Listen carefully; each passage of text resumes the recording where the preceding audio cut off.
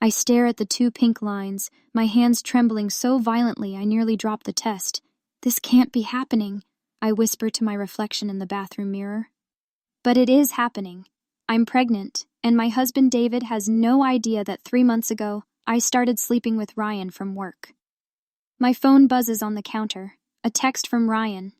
Can't wait to see you tonight. Same hotel? I used to get butterflies reading his messages. Now my stomach churns. Something feels different about this one. Too casual, like he's texting any random hookup. Emma? David's voice echoes from downstairs. Dinner's ready. I shove the test deep into my purse and splash cold water on my face. David made dinner. When's the last time that happened? When's the last time we even had a real conversation? Coming?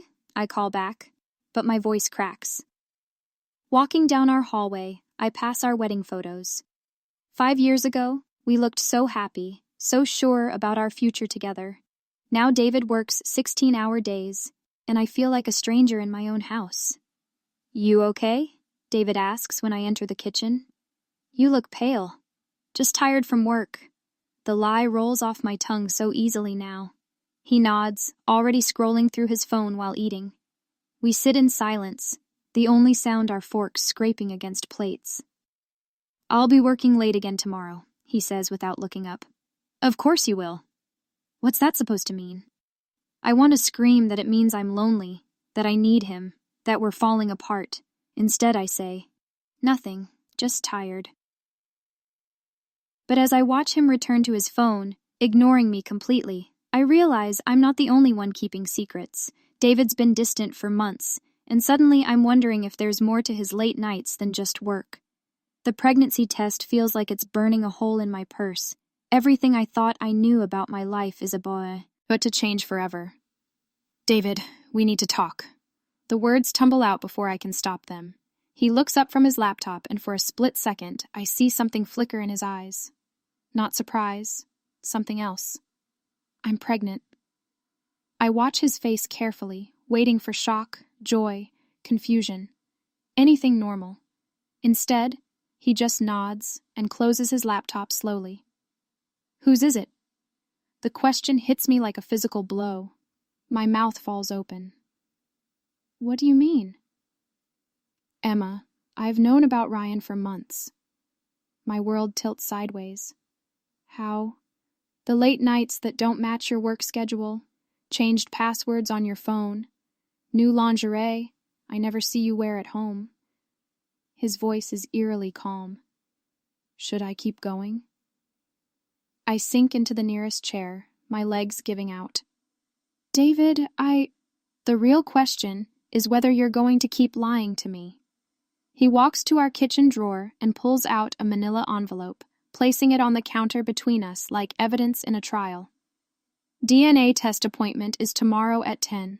Divorce papers are already drawn up, just waiting for the results. You've known for months and said nothing? I wanted to see how far you'd take it, how long you'd lie to my face. My chest tightens. David, please, let me explain. Explain what? That you've been screwing your coworker for 3 months? That you come home and kiss me with his taste still on your lips? Tears stream down my face. I thought you didn't love me anymore. You work all the time. We never talk. So you decided to find someone who would give you attention? It wasn't like that. Then what was it like, Emma? Because from where I'm sitting, it looks like you made your choice 3 months ago. And what about you? The question explodes out of me. You knew I was having an affair and did nothing. What kind of husband does that? David's smile is cold. The kind who wants to make sure he has all the facts before he destroys his cheating wife's life. This isn't you, David. You're not cruel. You don't know me at all, Emma. That's been the problem all along. He picks up his laptop and heads toward the stairs. We'll know tomorrow whose baby you're carrying, then we'll decide what comes next. I sit alone in our kitchen, staring at the divorce papers that might seal my fate. I drive to Ryan's apartment with shaking hands, desperate for someone to hold me and tell me everything will be okay. Ryan, I pound on his door. Please, I need you. When he opens it, I collapse into his arms, sobbing. Hey, what's wrong? But even as he holds me, something feels off. His embrace is stiff, mechanical. He knows, Ryan. David knows everything. Ryan pulls back, his face going pale. What do you mean he knows everything? About us. About the affair. He's known for months. Months? There's panic in his voice that makes my stomach drop. Emma, what exactly did you tell him? I told him I'm pregnant. Ryan steps back like I've slapped him. Pregnant? You don't seem happy. Emma, you said you were on birth control. I was. But things happen, Ryan. Accidents happen. I thought you'd be happy. You said you loved me. The silence stretches between us like a chasm. Ryan, say something. He runs his hands through his hair, pacing his small living room like a caged animal. This changes everything, Emma. I'm not ready for this kind of responsibility. What are you saying? But I already know. I can see it in his eyes. The same calculation I've been too blind to notice for months. Maybe David finding out is the universe's way of telling us this was a mistake. The words hit me like a physical blow. A mistake? Emma, we both knew this couldn't last forever. You're married. I'm not ready to be a stepfather, and I'm definitely not ready to be a real father. You said you loved me. I do love you. But love isn't enough when there's a baby involved and an angry husband who probably wants to destroy both our careers. So you're abandoning me? I'm being realistic. David has money, lawyers, connections. I'm just a marketing coordinator who can barely afford this apartment. I stare at him, seeing him clearly for the first time. This is the man I threw away my marriage for. This selfish, cowardly man who only wanted me when it was easy and fun. You're right about one thing, I whisper. This was a mistake, but not the way you think. I walk toward his door. Emma, wait. No, Ryan, you made your choice. Now I have to live with mine. As I drive home, I realize I've lost everything for absolutely nothing. 2 weeks later, I sit in Dr. Peterson's office next to David, both of us staring at the DNA results in stunned silence. The baby is yours, Mr. Richardson, Dr. Peterson says gently. 99.9% certainty. I can't breathe. But that's impossible. David's hand covers mine, and when I look at him, there's no anger in his eyes anymore. Just sadness. Emma, do you remember your birthday party 2 months ago? The memory comes flooding back in fragments. Too much wine, stumbling upstairs, David helping me out of my dress. Oh my God! I put my hands over my face. I thought you were rejecting me. I thought you didn't want me anymore. I was trying to stop because you were drunk, but then you started crying, saying I never touched you anymore, that you felt invisible. Yes, and apparently that was enough. Dr. Peterson clears his throat awkwardly. I'll give you two some privacy. After he leaves, David turns to face me fully. Emma, our marriage was struggling. I've been working too much, taking you for granted. When I found out about Ryan, I was devastated, but I also realized I pushed you away for... The divorce papers, I whisper. What happens now? I don't know. His honesty cuts deep. I love you, Emma. I've always loved you, but I don't know if I can trust you again. I'll do anything to fix this. Anything. I scheduled an appointment with a marriage counselor for next week. If you're willing to fight for us, really fight, then maybe we can figure this out. I nod through my tears, hope blooming in my chest for the first time in months. But Emma, David's voice is serious. If we do this, there can't be any more secrets between us. No more lies, no more affairs, complete honesty, even when it hurts. I promise. And Ryan can never be part of our lives again, not as a coworker, not as anything. I already ended it. He made it clear he wanted nothing to do with the baby anyway. David flinches. He thought it was his? For 2 weeks, yes, until he showed me exactly who he really is. I'm sorry, Emma. No matter what happened between us, you deserved better than that. As we leave the doctor's office together, I realize the hardest part isn't behind us. It's just beginning. 3 weeks later, I'm reviewing campaign proposals when I look up to find Ryan standing in my office doorway. Emma, we need to talk. There's nothing to talk about, Ryan. You made your position very clear. But he steps inside anyway, closing the door behind him. I made a mistake. I was scared, okay? The baby news freaked me out. I stand up, anger coursing through me. The baby isn't even yours, Ryan. The DNA test proved it's David's. His face crumbles. What? But you said... I said a lot of things. I was confused and hurt and desperate. But biology doesn't lie. Emma, please, I love you. I know I messed up, but we can figure this out. Figure what out? There's nothing between us anymore. You don't have to stay with him just because of the baby. We could leave town, start fresh somewhere else. His words, Ma, gave me sick. You ran away the second things got complicated, and now you want me to run away with you? David will never trust you again. You'll always be the wife who cheated. But with me, you could have a clean slate. I walk to my office door and open it wide. The only mistake I made was thinking you were worth losing my marriage over. Don't contact me again. You're making a huge mistake, Emma. He'll never forgive you. Maybe not, but at least he's man enough to try. As Ryan leaves, I see several co-workers watching from their desks. Sarah from accounting gives me a supportive nod. Mike from IT pretends to be busy with his phone. For the first time in months, I don't care what anyone thinks. I only care about going home to David and continuing the hard work of earning back his trust. My phone buzzes with a text from David. Dinner at Giuseppe's tonight? Thought we could talk about baby names. I smile as I type back. I'd love that. Maybe we can make this work after all. Emma, you keep saying you had the affair because you felt neglected, Dr. Martinez observes during our 5th session. But David has made significant changes. He's working fewer hours, planning date nights, communicating more, yet you seem almost guilty about accepting these changes. Why? I shift uncomfortably, David's hand warm in mine.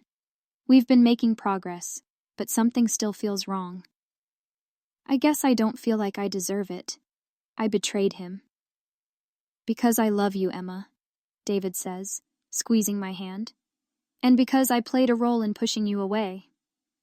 But that's just it, Dr. Martinez leans forward. David, your reaction to discovering the affair was remarkably controlled. Most spouses experience rage, devastation, impulsive decisions. But you scheduled a DNA test, prepared divorce papers, and waited calmly for results. That level of emotional regulation is unusual. David goes very still beside me. What are you suggesting? I'm suggesting there might be other factors at play. David, have you ever been unfaithful to Emma? The question hangs in the air like a bomb. I turn to look at David, searching his face. David? He closes his eyes, and somehow I know. Her name is Jessica. She's a paralegal at my firm. It started about a year ago. The words hit me like physical blows. A year ago. While I was home alone, cooking dinners he never ate, doing laundry he never noticed. You had an affair first? Emma, please. No! I stand up so fast my chair tips backward. You let me believe I was the only one who betrayed our marriage. You let me carry all the guilt while you were doing the exact same thing. It's over with Jessica. It has been for months. Because you found out about Ryan. You ended it because suddenly you had the moral high ground. Dr. Martinez tries to intervene. Let's take a moment to... How long, I demand. How long were you with her while I was home feeling like a failure as a wife? 10 months, David whispers. 10 months. I sink back into my chair. Our entire marriage counseling journey, all my guilt, all my apologies, and you were just as guilty as I was. It's different, Emma. Jessica didn't mean anything. Don't you dare say it didn't mean anything. You spent 10 months with another woman, and then you had the audacity to act like the victim when you found out about Ryan. Emma, I love you. I chose you. You chose me because I gave you the perfect excuse to end things with Jessica without looking like the bad guy. The silence that follows is deafening. I think we should end today's session here, Dr. Martinez says quietly. As we walk to our cars in silence, I realize our marriage might be even more broken than I thought. I spend my lunch break sitting in my car outside David's law firm, watching people come and go. I don't even know what Jessica looks like, but somehow I need to see her. Then I spot David walking out with a tall blonde woman. They're talking intently, not like former lovers, but like people with unfinished business. I follow them to a coffee shop 3 blocks away, my heart pounding. Through the window, I watch David hand her an envelope. She opens it, counts what looks like money, and shakes her head. They're arguing. When David leaves, Jessica stays behind, staring at the envelope with tears in her eyes. Before I can talk myself out of it, I walk into the coffee shop. Jessica? She looks up, startled. She's beautiful. Everything I'm not. Tall, confident, put together. You're Emma, she says quietly. David's wife. I know about the affair. I just found out yesterday. Then you know it's over. Is it? I gesture to the envelope. Because that looked like more than just saying goodbye. Jessica's composure cracks. Your husband is paying me to disappear, to quit my job and move back to Ohio. My blood runs cold. Why would he do that? Because I'm pregnant too. The words hit me like a freight train. What? 4 months along, and unlike you, I know exactly who the father is. I stare at her in shock, my hand instinctively moving to my own growing belly. I told David last week, right after you two started counseling. He said he'd handle it, but I couldn't let you know. Said it would destroy any chance of fixing your marriage. So he's paying you to disappear. I don't want his money. Jessica pushes the envelope across the table to me. I just want him to acknowledge this baby exists, but he says he can't be a father to 2 children from 2 different women. He has to choose. And he chose me. Lucky you, Jessica says bitterly.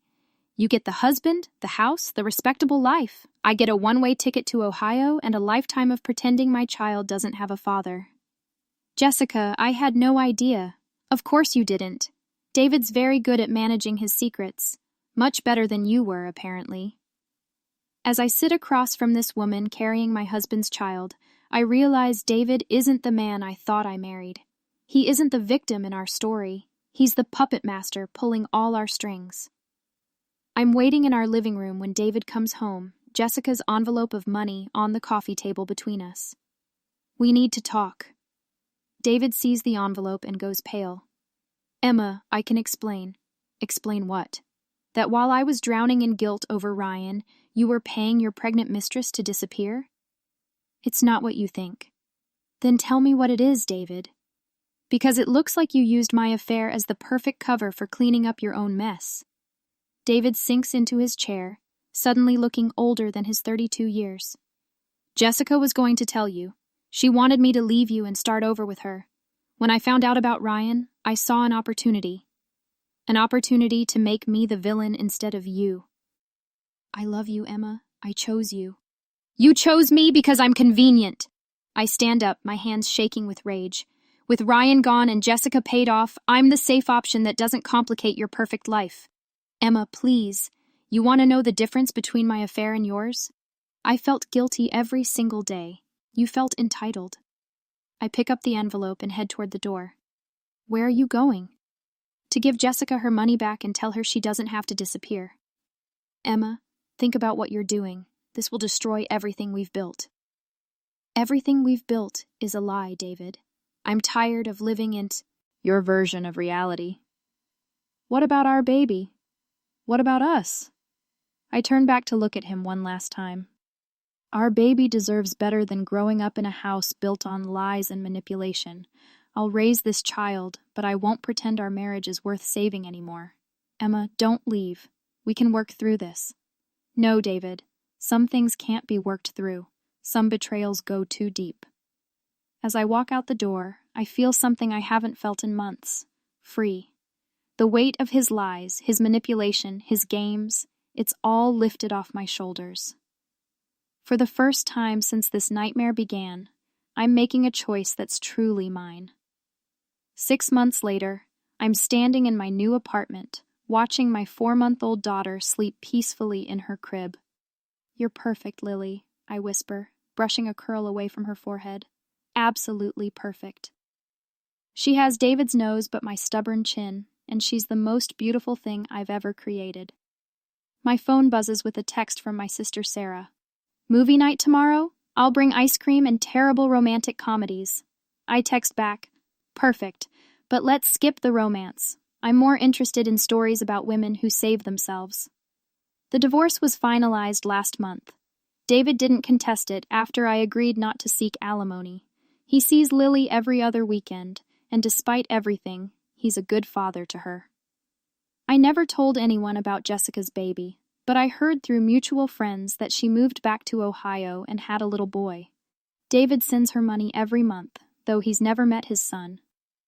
Some secrets are too heavy to carry alone, but that one isn't mine to tell. Ryan tried to contact me after Lily was born, claiming he still loved me and wanted to be part of our lives. I blocked his number after the third message. Through my window, I can see the park where I take Lily for walks every morning. Bang! There's a playground there where children laugh while their parents watch from benches.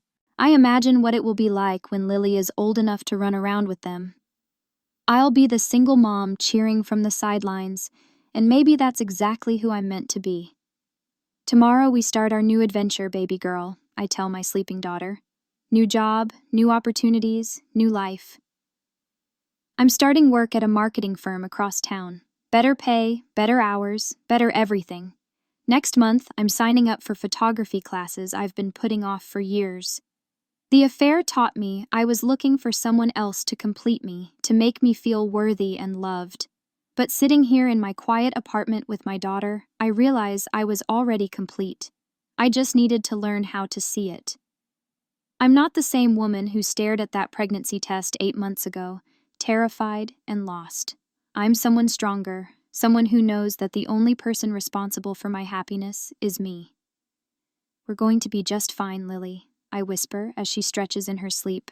"Better than fine. We're going to be extraordinary." And for the first time in a very long time, I believe it.